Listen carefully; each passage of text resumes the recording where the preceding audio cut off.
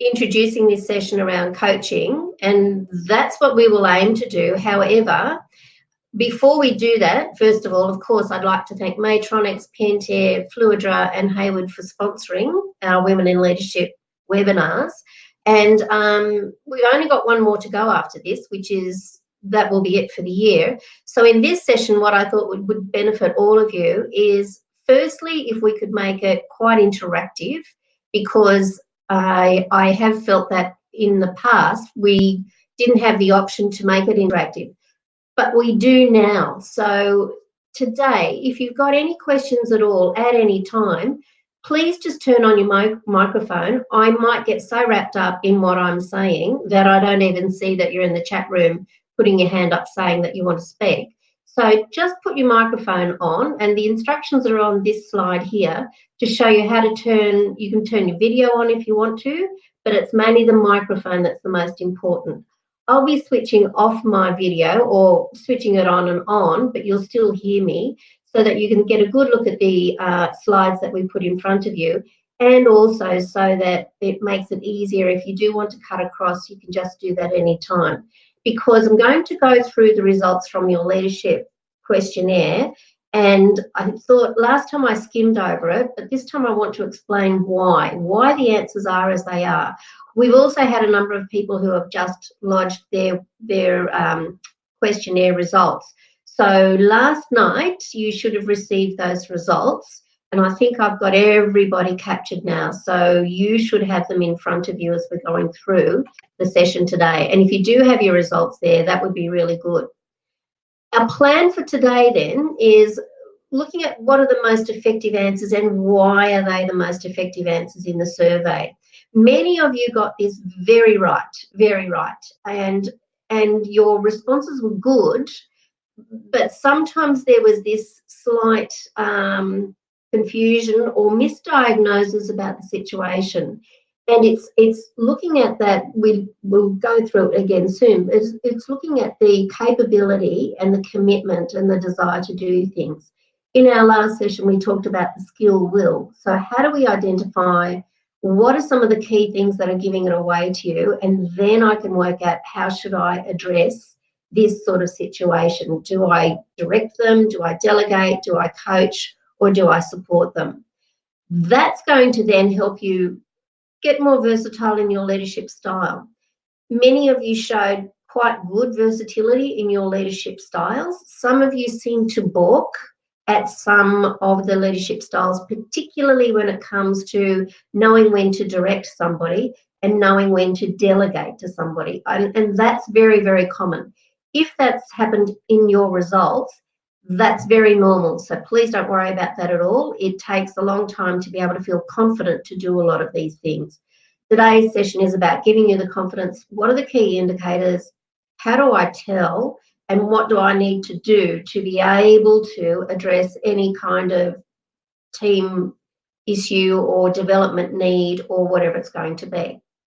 We're going to look at the relationship between your team members' competence and commitment and the most effective way to lead them. And then where are the strengths and your development gaps in your leading style?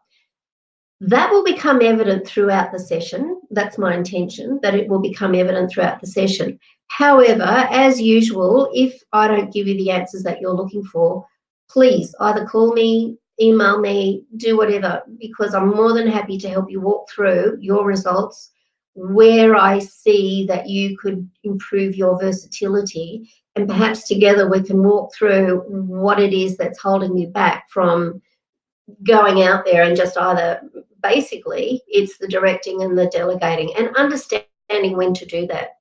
We'll also look at about, if we get time, we're going to look at where your team is situated in the life cycle. That I'm thinking at this point in time, I think I'm being a bit optimistic to get there, so we'll probably put that on the agenda for the next session as well. And then what is actually coaching? And I'm going to give you an introduction to what coaching is, why we do it, why it's important for you, particularly as a leader or as a team leader or whatever it is, or a business owner, so that you've got the confidence that you're developing your people well and that you get that engagement piece. Because again, we go back to the fact that you know, as leaders, we are there to create the conditions for success. And when we've got those conditions right, most of this comes back to how we actually interact with our teams. Particularly today, we're going to look at the skills and experience and the behaviours and attitudes. Part of that is the resources and tools, but the whole thing is held together by communication. And we've talked about that in the previous webinars, but today it's very much that focus on how do I understand the skill and experience, and how do I understand the behaviours that I'm seeing, and then I can make my judgment call about their commitment and their capability, or their skill and their will. In order to do that, I don't know if you have your questionnaires with you. You don't need them.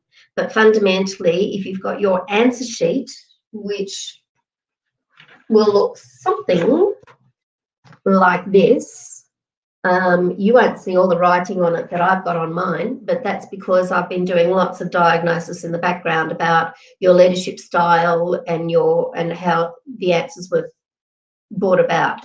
So what we're going to do now is go through each of the questions one by one.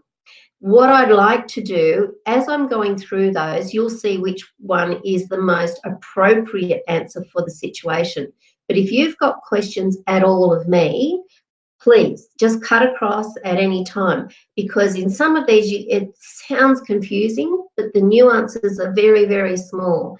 And it's this attention to detail, and it's listening to the language, and it's watching what people do in the workplace that gives you the hint what level they're at and what type of leadership style I need to use for these individuals. So with that said, I'll move on to the first one, and as I do that, I'm going to black out my head so that you don't see me talking all the time and become distracting. So with the first one, we've got question number 1, and I'll read question number 1 to you so you can remember it. You've asked a new employee to write a proposal to purchase the latest solar heating options for pools so you can have the latest technology available for your customers. She needs to learn more about this technology to make sound recommendations for options and costings. She feels this assignment will stretch her already full schedule. You would. Now, you've got in there the responses, and the correct response here is response C. And this is to tell her when you want the proposal. So it's the when factor, and discuss its importance. That's the why factor, and explain what you want in the report, and that's the what factor. So you've got a few things here, the when, the how, and the why. And in this particular situation, you need to outline the steps that she should take to learn more about the technology, and listen to her concerns and use her ideas when possible. Set weekly meetings to track her progress. In this situation, this is what we call a D2. A D2 means, and if we go back to what we were looking at last time, this is in the coach. So the will is there, but the will is variable, and so is the skill in this one. It can be either or. Generally, these people are quite willing, but what you'll get is a bit of a smoke screen saying, not sure I can do it. So there might be some reluctance to do something, and that's that little statement saying she feels the assignment will stretch her already full schedule. We've all got a full schedule, so it's really just a furphy. And in some of these instances, it's the connection of different things all coming together and to draw the picture up. But in this situation, a D2 requires a situation or a leadership style number 2. So D2 means the development level of the individual. This situation, in this situation, she's not completely stupid. She has an idea of what things are doing in the business. She might be relatively new, but she's not brand new. But she's got an idea of how the business is running. And the best way for her to learn about how the business runs and our product knowledge is to give her an assignment such as this, so it will give her a stretch. So it's this, in coaching, what we're trying to do is we're trying to stretch people so that they can learn more, because as we said in the paragraph at the question itself, she needs to learn more about this technology. Now, to give somebody a better understanding, rather than tell them, rather than show them, you let them do. And that's what we do in coaching. We allow them to learn as they're going along. So if that's not making sense to you, please say so straight away. I think I've got a lot of people saying here, a lot of the responses varied for this one. It was very interesting. So I had the full range of responses, but many people said B. I'd ask her to produce the proposal and discuss its importance. Again, if you ask her to set a deadline for the completion, she could put this one off. Give her the resources she needs. She's not going to know what resources she needs, and ask her to provide periodic progress reports. In this case, what would happen is she probably won't give you enough feedback. So we need to get that feedback. So you need to show her that you're still making the decision, that this is still something that you're taking responsibility for, and you're encouraging her to learn along the way. And that's the nuances of what happens in this particular case. Why wouldn't it be A, to tell her when you want the proposal and explain what you want in the proposal, outline the steps she would take to become knowledgeable about the new technology, and set daily meetings with her to track her progress. She's not completely new, she's not completely silly, she needs some freedom to learn. And that's the difference, because that A response is if you were going to direct her step by step. So in that particular situation, she won't have the freedom to learn, and it'll be very easy for her to become dependent on you, for her to know, am I doing the right thing day by day? And as a team leader, you really don't have the time to do that. So that's not a good way to approach it. So C for this situation is the answer. We go into coaching mode. Question number 2. Your service team has been working hard to meet and exceed customer service standards and expectations. You recently hired a new staff member to join the service team. He's to present his service report at the next toolbox meeting at the end of the week, but he knows nothing about how the other guys in the service team put their reports together and present them. He's eager to learn more about his role and the service team. So what would you do? In this one, this is where we do go to direct, because you could hear me emphasise it. He knows nothing about how the other guys in the service team put their reports together and how they present them. So he needs to get some really solid guidelines. This guy isn't confident to be able to go out and just do it on his own. He needs you to be there to make him feel confident he can do it, and you need to tell him exactly what he needs to do. And that's basically specifically the requirements and the format, and introduce him to the other service team members. So not only has he got you as a reference point, but he's got the other members of the team as a reference point. So it's almost like on-the-job mentoring, teaching, really, at this point in time. We need to teach more than we need to coach, because you can't just say, look, here's an outline, go for it. He still won't understand because he hasn't actually seen it before and hasn't done anything like this before. These kind of people need you to check with them frequently, just to monitor their progress, and to identify if anything's going wrong. You can pick it up really quickly and rectify it and turn it around. And that's what they're looking for. They want that security.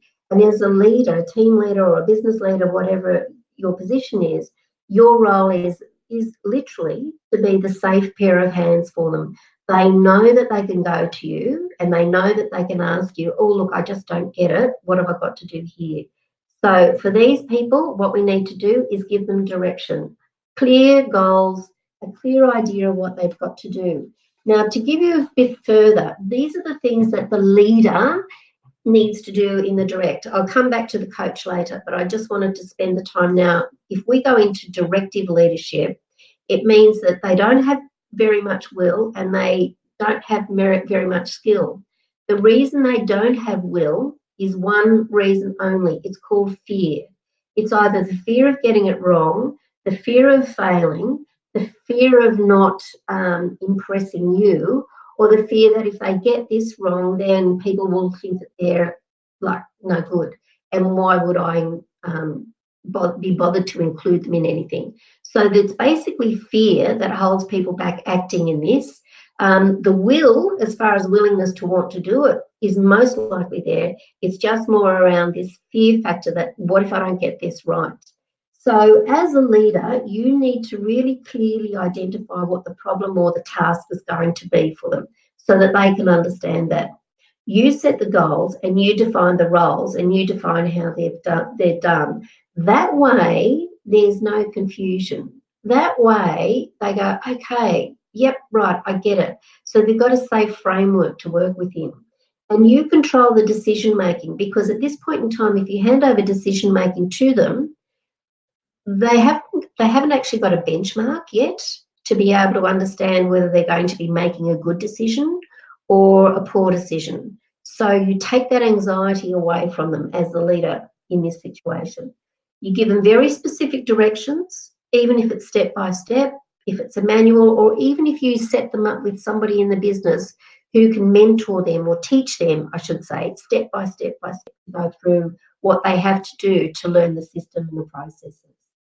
And you will make the solutions, and again, as I said, you'll make all the decisions. So it's you who makes the decision, not them. So close supervision and ongoing feedback and ongoing evaluation is important. That way they know where they stand, because like anybody who's new and who's never done anything before, someone says, oh, it's really easy, off you go, you'll be fine. That adds to the fear and that adds to the anxiety. So somebody who's got this low will, low skill, or we call it the lower competence, probably got a lot of commitment to you, but fear of doing the job. They need clear goals. They want recognition, and that's of how enthusiastic they are, because they're keen to please you. But it's also around how good their existing skills are. So if you can see that they're transferable and identify that for them, that's important as well. They need to have clear information about the task and the context within the bigger picture. And in that one, it's where you tell them exactly what is needed. They need to know how it fits in. And by introducing them to the rest of the service team, what you're doing is you're giving them the context. This is how we do things around here. This is how the other guys do it. So they understand the bigger picture then.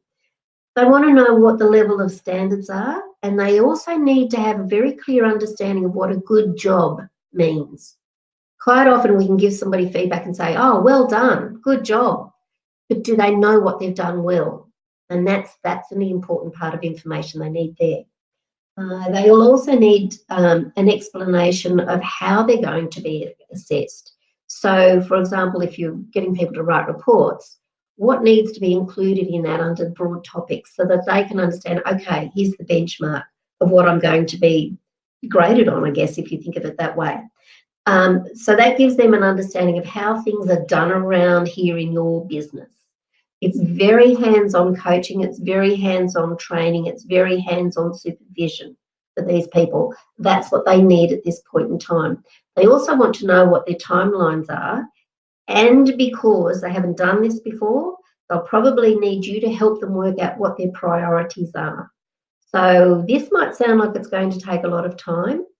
It does take more time than usual, but the return on your investment in time is going to be enormous, because if you start somebody off well and you give them the framework to work in and they feel confident about that framework, then that's going to give them the confidence to move forward. So this is a critical point of development for anybody in any business. Before I go back onto this one, sorry, I'll just go back one step. Can I just ask all of you, has anybody got any questions about the will skill for somebody in the D1 quadrant? Because D1 means their development level. This is development level 1. So we need to give a leadership style number 1, and that's that directive business. So has anybody got any comments, any questions, any concerns? I'm just going to be quiet for a second.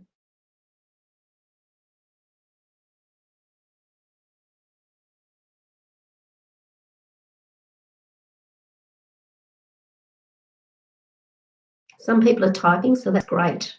I'll just wait till I get the responses through.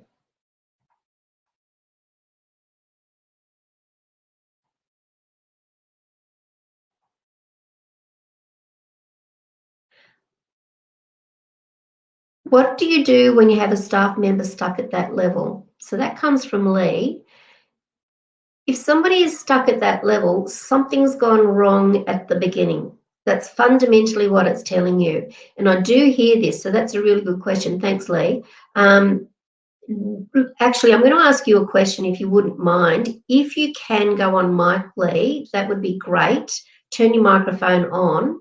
And can you give me a little bit more of a descriptor about the individual and what you've tried so far?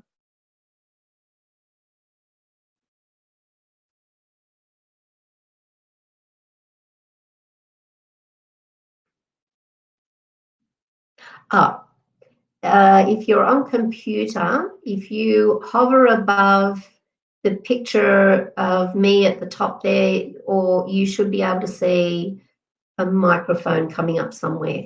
Chelsea's in the background. She might be able to turn it on for you as well, because it looks like you're on your computer and your phone. So if I go back to, actually, I might just ask Chelsea to do that one for me, if I could, if she's still there.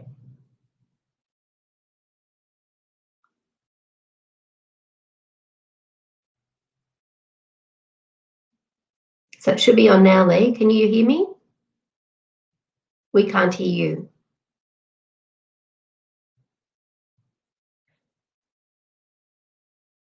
And Luke, your message hasn't come through for some reason. I'm not quite sure why. If it might have been the same as what Luke. Now I can hear you. Fantastic. Thank you. Okay, great. I'm sorry if I get feedback. My earphones aren't working on my computer, so I'm doing it through my phone and computer. That's fine. No problem, Lee. It's all good. We can hear you quite clearly. So what was your question, Ross? So tell me a little bit more about why you feel this person is still stuck in number one. Development. They've been with this for 2 years. And they give very clear directions. Well, I think I do. Okay. And I give what my expectation is at the end. Yes. And then I find it's just not done. Okay. So, and that's really good. Thanks. It's a perfect situation to talk about. It's very interesting. If you go back to the workshops that we had around personality styles, and we said you've got the harmonizer, you've got the regulator, you've got the visioner, and you've got the orchestrator. Do you have any inkling? Just from you talking, I've got an inkling. Do you have an inkling of what style this person is? Sorry, can you just repeat those again? Sure. There was the harmonizer who loves to please everybody, if you can remember that.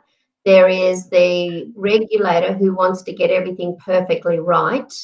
There is the visioner who likes to be creative and think outside the square and do things differently.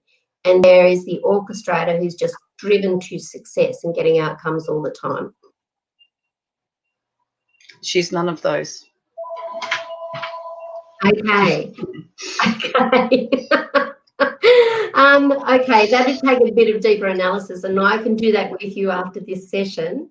But for the purposes of this session, fundamentally, what it means is, if you feel, and any of you, if you feel that you think you've given really clear directions and set the expectations, and then given them that job to do, but it's still not getting done, something's missing in translation, generally speaking.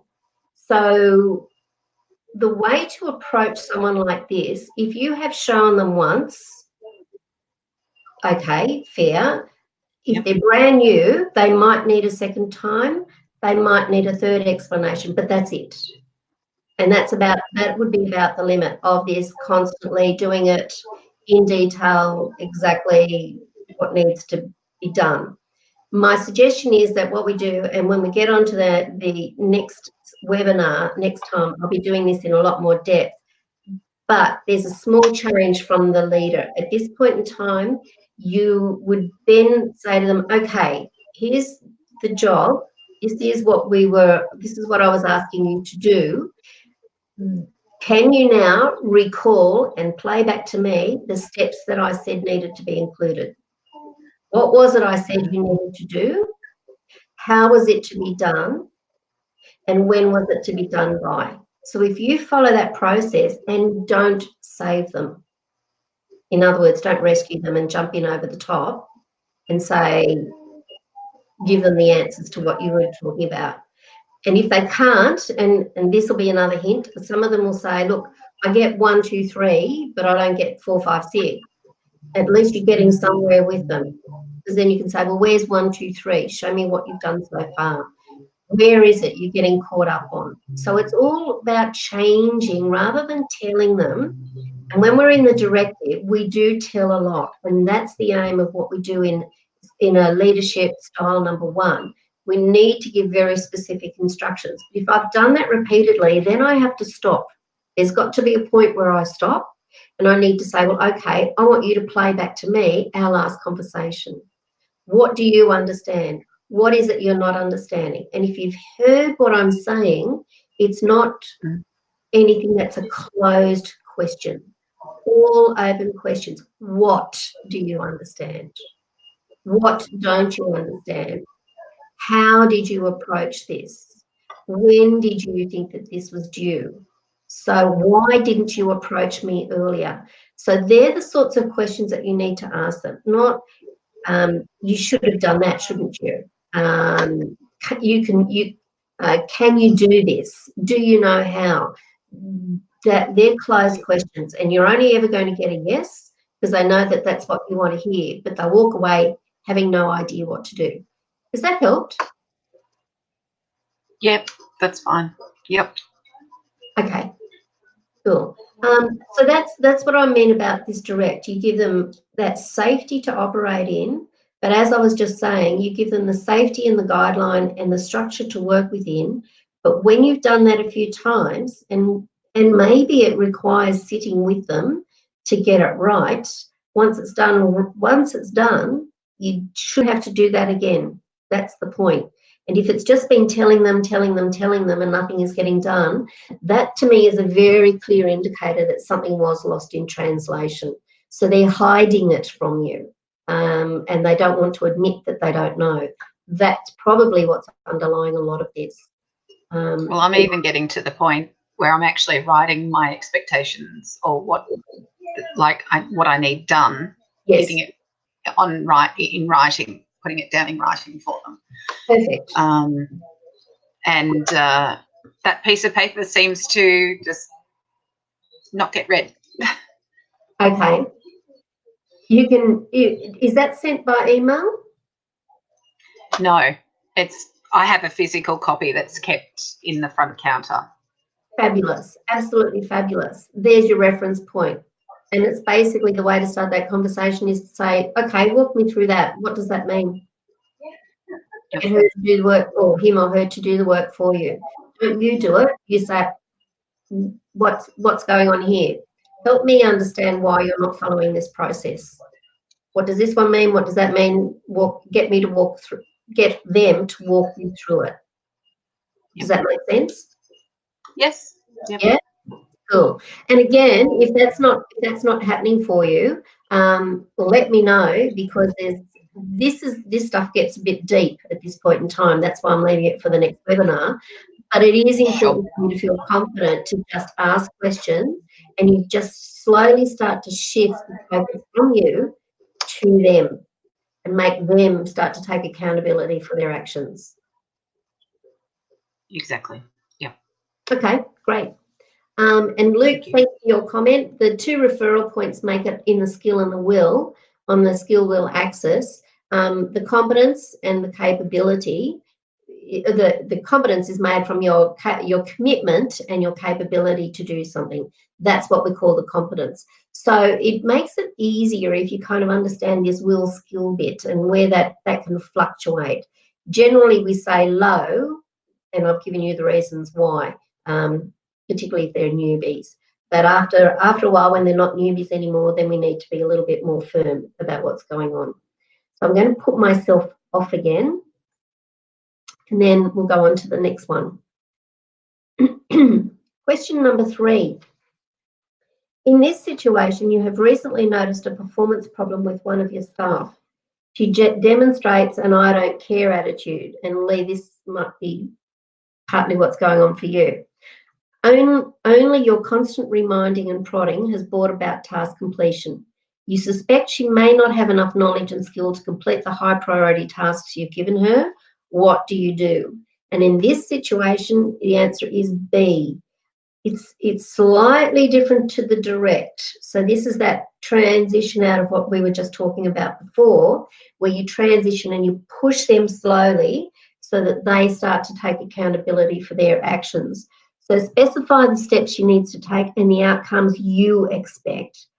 Ask them for their ideas, and if you can, incorporate them. And if it's inappropriate, you don't incorporate them. It's only if they are appropriate for the situation. Ask her to share, him or her to share their feelings about the tasks that have been assigned to them, and check to see that the tasks are progressing as they should.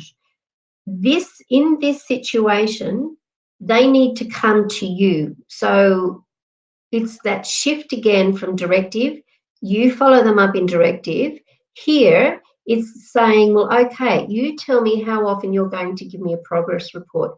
You tell me when you're going to come and see me and let me know where you're up to. So it's checking to see that there's progress being made, but it's making them own it to bring the material to you. So as soon as you've done number 1, bring it to me, we can check it, see if it's right, and then we can move forward. So it's just that slight change here, and it's getting them to start to own what they're doing. It's a bit like if you tell a child to clean their room up 10 times, they won't do it because they've heard it before. So now we have to start pulling back on telling them, and get them to tell us. They need to keep telling us. And that's the approach that goes on here. So with this one, the coaching, because when we say will, this is probably where they want to please you, but their skill might be quite variable. These are your eager learners. These are the ones that want to get stuff done for you. They want to get ahead, but they don't know how to do that. They don't know how to say that. They don't know how to demonstrate that. And the skill level, some things they might be good at, some of them not so good at. So in this situation, what the leader needs to do, they still identify the problem, the task, whatever it is that the individual has to complete. You still set goals and you still define roles very, very clearly. You still develop the action plan to solve the problem, and then you start to talk over it with them. So that's that asking for their ideas and their suggestions. So it's almost like we're weaning them off us and they're starting to learn to walk on their own. You explain the decisions, why they've been made the way they've been made, and then you seek their feedback. Okay, so what do you understand about that?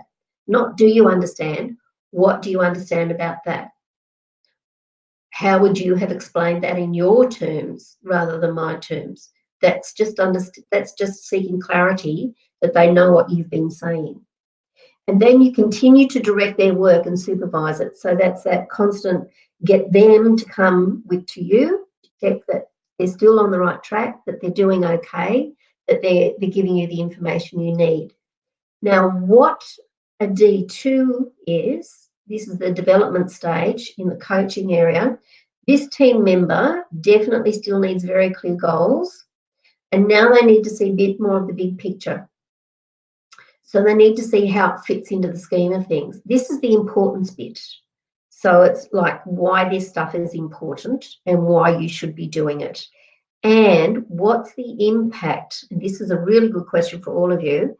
If it isn't done, you tell me, what do you think the impact is going to be? And then that gets them to have to think, and don't rescue them. I'll keep saying that right throughout today. Whatever you do, you just ask the question and you stop talking, and they need to think about it. Even if that means that they come back to you later today, tomorrow, whenever, they have to think about it. But don't let it go. Make sure they come back to you and they actually they have to explain what their understanding is. Praise and encouragement's really good. Now, this is a chance where sometimes I make a mistake, and if it's not we don't want to make a catastrophic mistake. We don't want anyone to do that. And we don't want to set anybody up for failure. But when people are learning, they might make little mistakes. So the stuff that's good, they need praise for. And if there's anything that they're failing on, it's that, well, okay, what have you learned from that? What would you do differently next time? Or how can we fix this? So they're the kinds of questions that you'd be asking them at this point in time. And these are the keys to coaching people, because you're not rescuing, you're getting them to think for themselves. Give them assurances that it's okay to make these little mistakes, that they're learning from them, as long as they've learned from them and as long as they can articulate what it is that they've learned.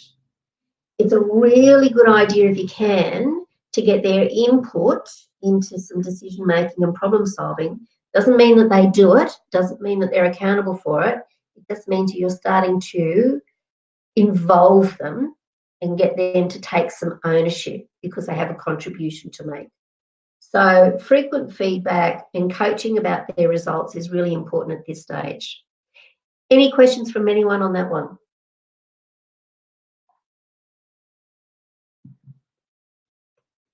Doesn't look like it. Pardon me. Nobody's typing. Nobody's put their hand up. Okay, next one. Question 4. Your business has recently undergone change with a restructure of operations. As a result, performance levels have dropped. Deadlines are being missed, and this is causing you concern.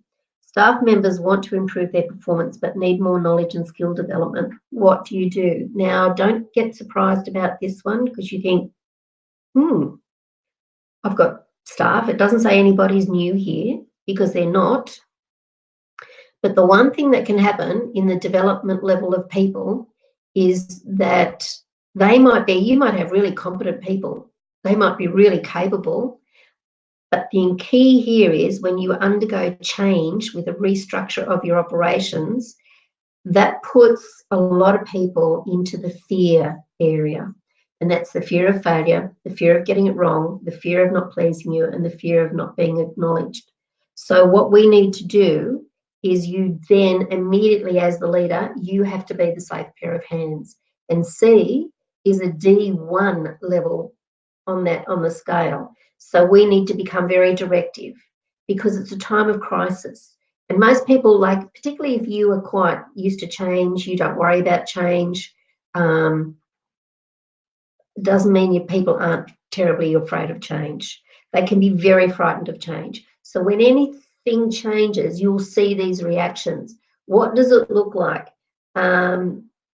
If you are a regulator, if you've got a regulator type and they're really worried about change, they are really worried about getting things wrong. They don't want to get anything wrong, so they'll stick to their old patterns and they won't try anything new.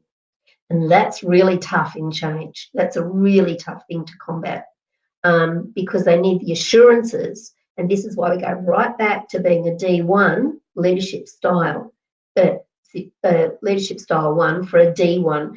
You basically, it doesn't matter how good somebody is, they can slip back into D1 straight away if they are confronted with something that's frightening, fearful, or causes them a great deal of anxiety. So we need to think about that. It can happen any time. So you need to outline the steps you want them to follow to solve any problems. Be specific about the time requirements and the skills you need them to learn, and monitor their progress on a plan. And that's probably their development plan or business plan, whatever you choose to do. But this D1 in this situation is important. And again, I have to emphasise, anyone can slip into it at any point in time. Change is the big trigger for people in this one. And it's amazing how people can react to change and you think, wow, where did that come from? And this is this reluctance to do anything. If, for example, I know I did the regulator, because they're the most difficult, that's why I probably mentioned it, they have the most grief with change. The harmonizer will be very frightened that if they do anything that's not the way you want it done, firstly, they'll punish themselves because they think, oh, well, I'm not good enough. Secondly, they'll think, oh, you won't like me anymore, or you won't talk to me anymore, or I'll be on the outer, or oh, I don't matter anymore. So they get all of this self-talk going on, and then they go into their shell and they don't say anything, they don't do anything, they don't act because it's paralysis by fear. If it is the visioner, for example, they might do all sorts of crazy things and you think, wow, that was random, because what they need now is very clear direction. And that's why you go to this direct mode again with them, because they can make mistakes, not meaning to, but because it's more like a scattergun. They'll scamper off in any direction and not think about the consequences of what they're doing. And for an orchestrator, if they are really confronted with a massive change that just isn't working for them, they're very worried that they may fail, and they don't want to fail at what they're doing. So we've kind of got to give them reassurances the whole time. And it seems strange. You might have a really well-established group of people, and then suddenly the behaviours change. Well, this is what the indicators are. So it's all about change, really, that causes these sorts of triggers. Moving on. Our next one, question 5.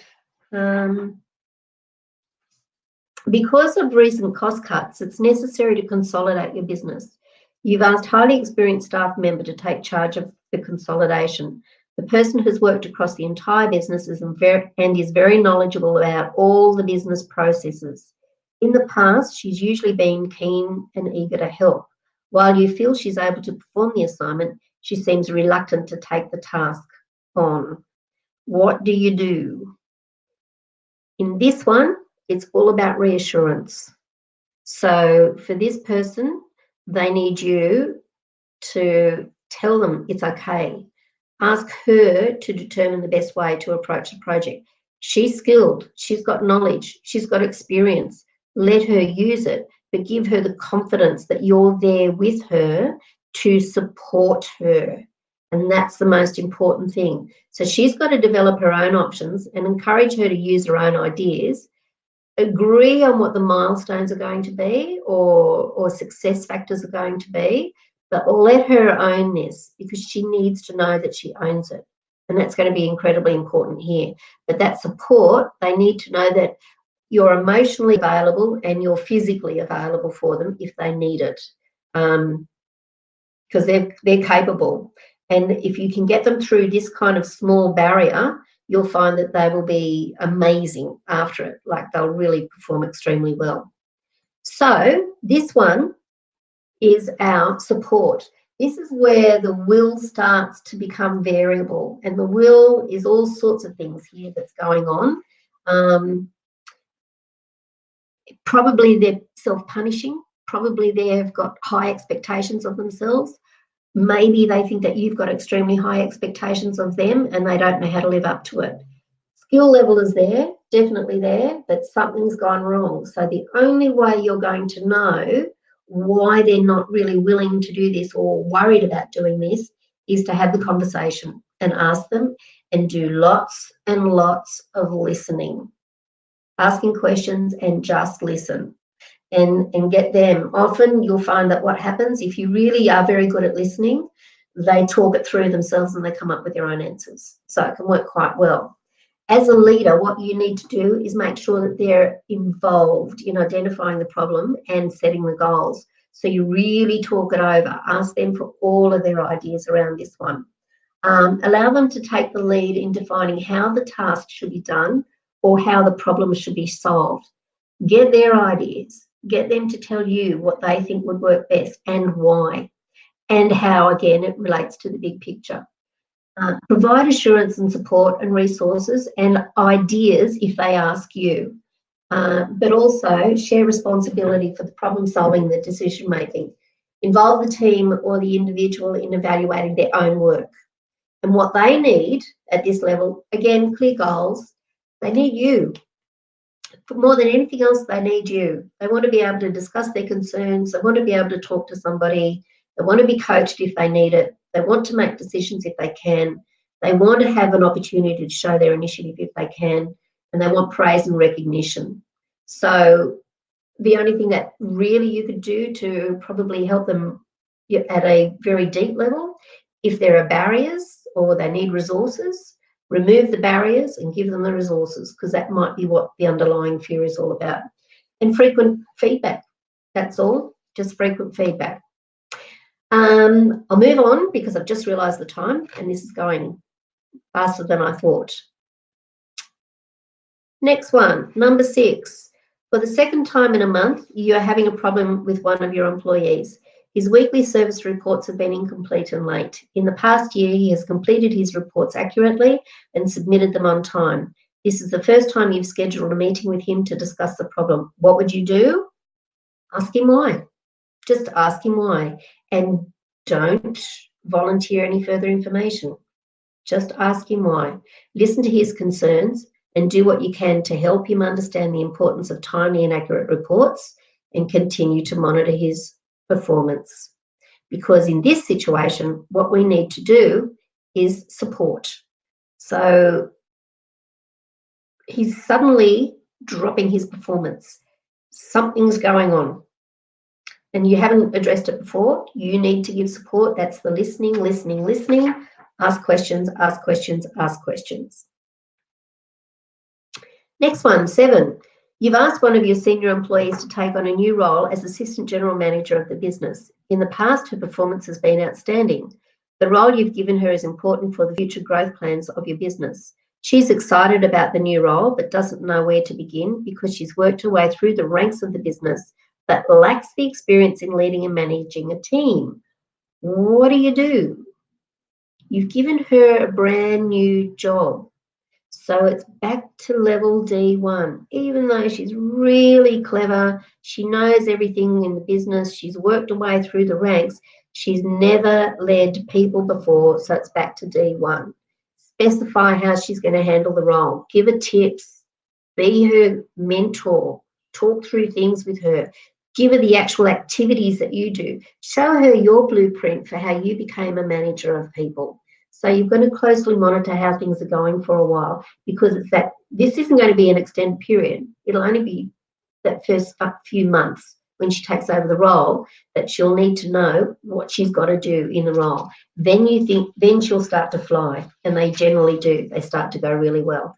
So in this one, again, as I said, back to direct, because she doesn't have that people management capability. Next one. 8, one of your staff members is feeling insecure about a job you've just assigned him. He's highly competent and you know he has the skills and the knowledge to successfully complete the task. The deadline for completion is next week. What do? Really easy.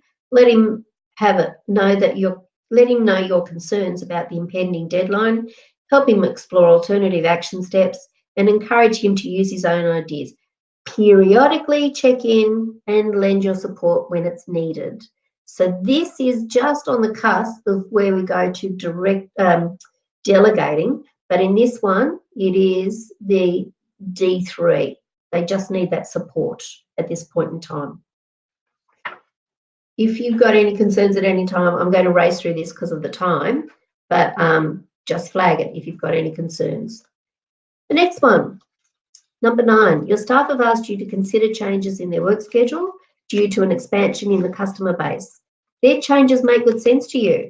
You know your staff are competent and they work well together. What do? Give it to them.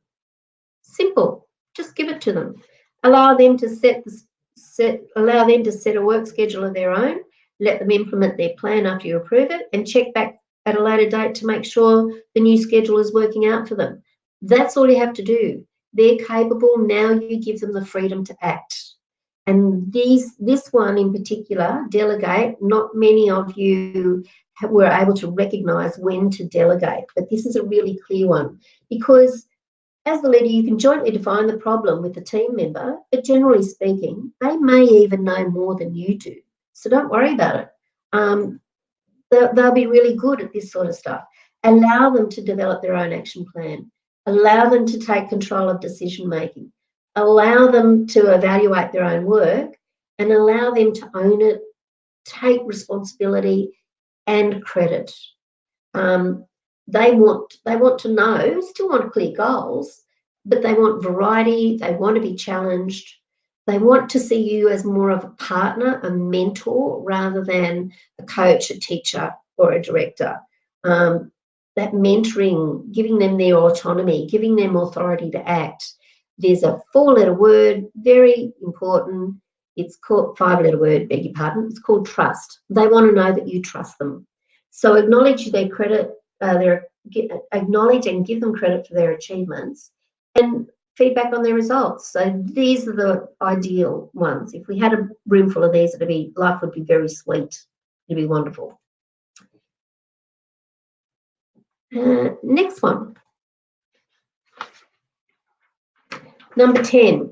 Due to a recent takeover acquisition of a small competitor in the industry, you've inherited 3 new staff members whose performance has been declining over the past 3 months. They do not seem to have the task knowledge and skills to do their new jobs, and their attitudes have worsened, and they seem very disengaged because of the acquisition. This is a clear flag. We see this in business all the time. You inherit some people from a business when there's a merger and acquisition. They're presented to you as stars. They're highly capable. They're highly productive. They're really good at what they do. And suddenly there's a decline. And the big problem here is the fact that people have not identified that they have moved into a new environment and a new culture. So they don't know how things are done around here at all. So we need to know how to coach them, because this is that will. Will was probably there at the beginning. Will diminishes, and will can now turn around very, very quickly and fly out the window. And even though they may have been very, very competent in the original business, this is a new business. So they're going to have to get some coaching around how we do stuff around here and what the expectations are. So lots of questioning and getting their input on this one. Very important. Number 11, a member of your team has had a good performance record over the last 2 years, is excited by the challenges of the upcoming year. Budgets and performance goals have not changed much from last year. In a meeting with him to discuss his goals and his action plan for the next year, you do what? Quite simply, hand it over. Ask him to submit an outline of his goals and an action plan for your approval. Tell him you'll call him if you have any questions. Tell him you will call him if you have any questions. That's it, basically. Freedom to act, the trust, let them go. They don't need to be mollycoddled anymore. So again, that's the delegate, because they've got the will and they've got the skill. Number 12, your retail customer service team has had an excellent performance record over the past 2 years. However, they have recently experienced 3 major setbacks due to factors beyond their control. Their performance and engagement have drastically dropped, and you're concerned. In a group meeting, you would. And in this one, I'm hoping that you all thought straight away that you would support them, because that's what they need. They need to have it. They need to know that their feelings are going to be hurt, why it's going on, what are their concerns. Let them explore ideas for improving it. Monitor their performance, but these people need support.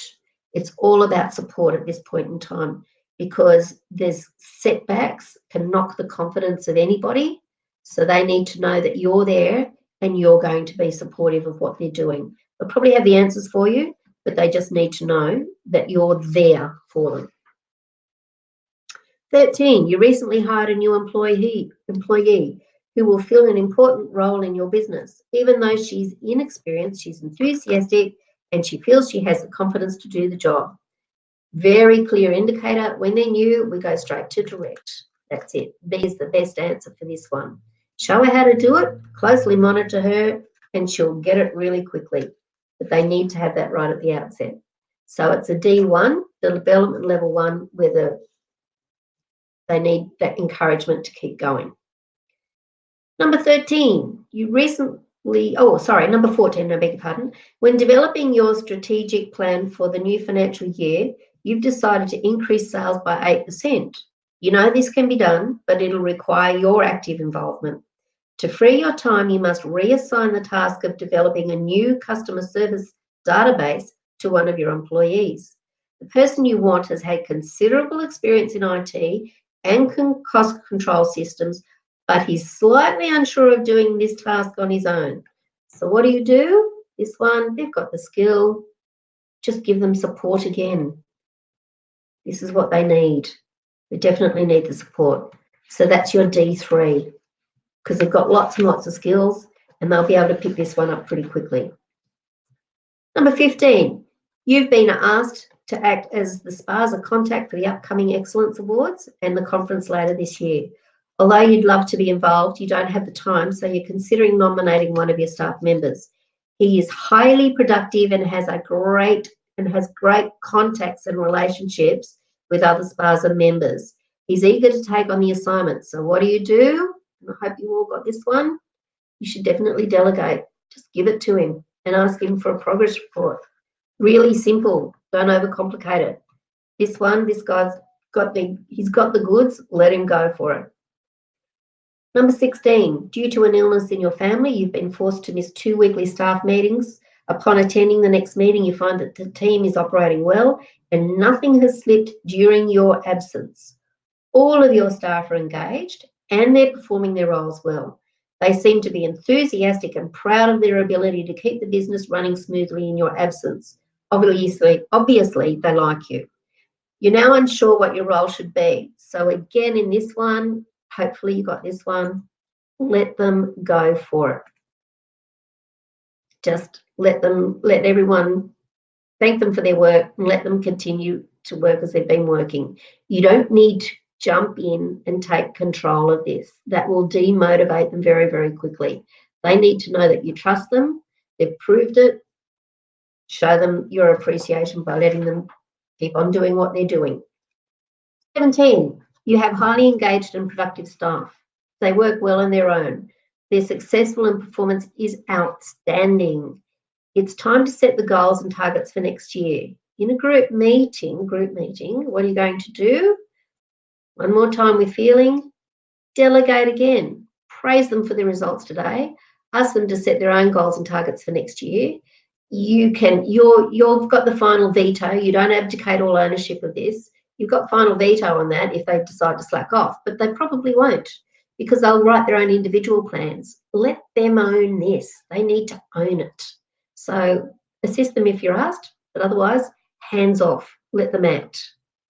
Number 18, because your business has been growing steadily, you realise you need to develop a new set of work procedures to ensure long-term performance improvements. Everyone in your team seems keen to make these changes, but because they have specialised skills and roles, they don't have the skill or the knowledge about how the different aspects of the business will fit together. They don't understand the big picture. So I've given you lots of hints in the way I'm reading this. And the answer quite simply is you've got to go back to, where am I? That was 18. You've got to go back to a D1.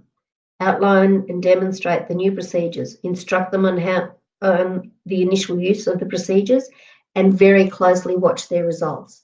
Because you're back to D1. Experienced people, something they don't know, they'll slip back to D1 on you. Number 19, you recently invested in new technology for your business. You've noticed the staff are having difficulty using the new technology and performance is declining. It seems they don't have the skills or knowledge to master the system and they don't seem to be motivated to use it. In a team meeting, what do? You start coaching. If you need to, outline the corrective actions. Better if you ask it.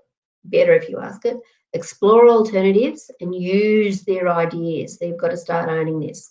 Modify the plan if appropriate, but see that they implement it and check their performance regularly. It's like handing it over and saying, come on, guys, you know better than this. You need to be able to do this. So it's coaching. We get into the coaching mode. Number 20, you've noticed that one of your inexperienced staff is not completing tasks correctly. They make mistakes and leave work unfinished. Sounds like yours, Lee. They think it's unimportant and they're not enthusiastic about changing. So what do? Coach. Get into coaching. Let them know about the mistakes they've made, discuss the steps they should be taking and clarify why it's important.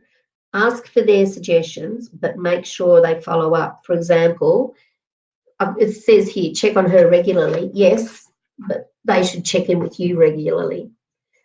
So I'm hoping that's given you greater clarity about what were the correct answers or the most appropriate answers. The majority of you got good and excellent responses, but there's a lot of fair and good results. And what it's telling me quite clearly, it's diagnosing the situation. And it's so easy to do. We need to keep our focus on what is it, where are we at, where's the level, where's the will, where's the skill, what are people up to at this point in time. So we need to make sure that we know what the skill level is, the will level is of our people, and what we need to do to change this attitude or what's going on at any point in time. So if we get the right leadership style happening, and by the way, support and coach, most of you love doing both of those. It's the delegate and the direct that I saw most confusion with. When do we have to go back to directing? Remember, that's in a time of brand newness or when they're in times of massive change. So that's important. And delegate, let people own stuff. I think sometimes we're too frightened to delegate. Doesn't mean you're abdicating your accountability. It just means you're delegating and giving them authority to act, which is important for anybody. That's what they are. We went through this last session, so I'm not going to go over this terribly much. And I've just had a comment. Yeah, I found the answers quite obvious. It is. When you talk through it, it's really quite obvious. But it's often hard to put it into practice, and I agree with that. I really do. So rather than try to rush it, because we're over the hour at this point in time, I'd like to open to the floor for any other suggestions or comments that people have to make about what's not fitting with you, what is fitting, what's working, what's not working. What can I do to help you feel more confident to get better in identifying where your people are at? Because it's the 2 eyes and the 2 ears things, which we talked about when we had that our last session together, the face-to-face sessions, and the workshop about personality styles. You do tend to find that this stuff, it really looks simple on paper, but the art of getting it right is in applying it. And that's the difficult part. It's practice, but it's also reaching out. And I'm happy for any of you to reach out to me at any point, either email, phone, whatever it is. I've said it before and I'll keep saying it. Please don't hesitate to ask me if you've got questions or scenarios that are confusing you, because you can only learn this stuff by doing it and being exposed to it and getting that confidence in yourself to be able to identify when somebody is a development level 1, a development level 2, a 3 or a 4, and to know the type of leadership style to apply to that. Because say, for example, somebody is needing support, but you go into coaching in that situation because that's your preferred style, they're kind of like, well, I know this stuff. I actually know this stuff, but that's not what I'm getting at. It's just like something else is wrong. So we can only find out what that piece is by offering our support and being supportive in our actions and in our behaviours and in our language. So we need to think about that when we're dealing with somebody. Likewise, put it in the reverse, because this is where most of the responses were, that you go into supporting, but what they need is coaching. Because in this situation, it's a bit like, well, hang on a minute, they're keen to please, they want to please you, they do want to get it right, but there's probably some small confusion, something they don't know. Because remember, the skill, it's good, it can be good in some situations, but it's just not right for that particular situation. Something could be missing. So it's the conversations are the things that we need to have with our people, and being in touch with them the whole time.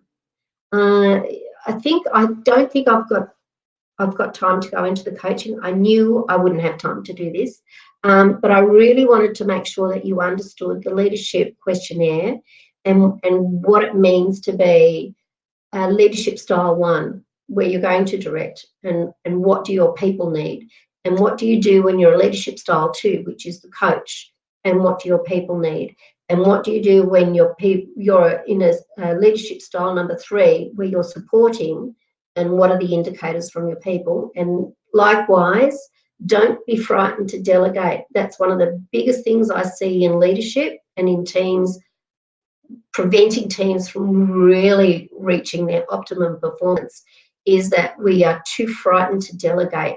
They've got the skill, they've got the will, trust them, and trust yourself to allow them to do that. So if there are no more questions or comments for today, I think we might just end the session, but I'll give you a minute or two. Anybody want to type anything or ask any questions before we sign off for today?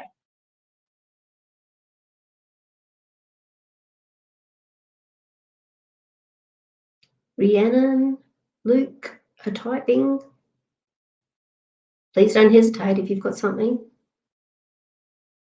Oh, thank you, Luke. That's lovely. You're awesome too. Great. I'm glad you got a lot out of it, Rhiannon. I hope you all did. And again, please don't hesitate to contact me if you need some more assistance. But thanks for tuning in. Great to see so many of you online today. And I look forward to seeing you on the 22nd of October. So bye.